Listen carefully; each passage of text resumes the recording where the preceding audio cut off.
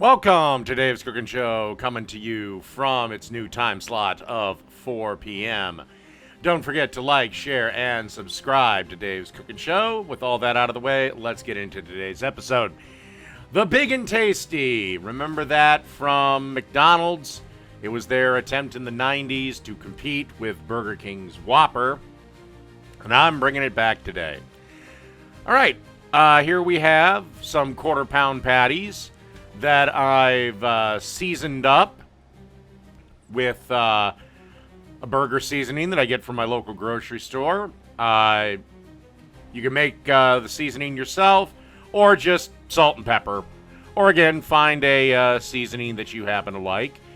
And then season generously, because again, we're going to lose a lot of it when we go to flip the burgers.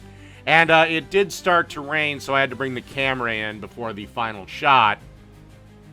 But basically, you want to cook these till they're 165 internal, and then melt a single slice of American cheese on top. And that's it. Alrighty, let's toast up our buns. Okay, now as you can see, I've got my griddle sufficiently buttered. You can do this by buttering the buns and then putting them on a hot griddle to toast them up.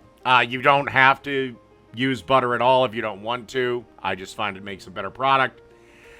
And this is the best way I've found to toast up buns. So we're going to add 3 buns and toast them up till they're nice and golden brown. All right, let's move on to assembly. Okay, we have our nicely toasted bun. Gonna put some iceberg lettuce on this, because iceberg is the only lettuce for burgers. There is no discussion on this.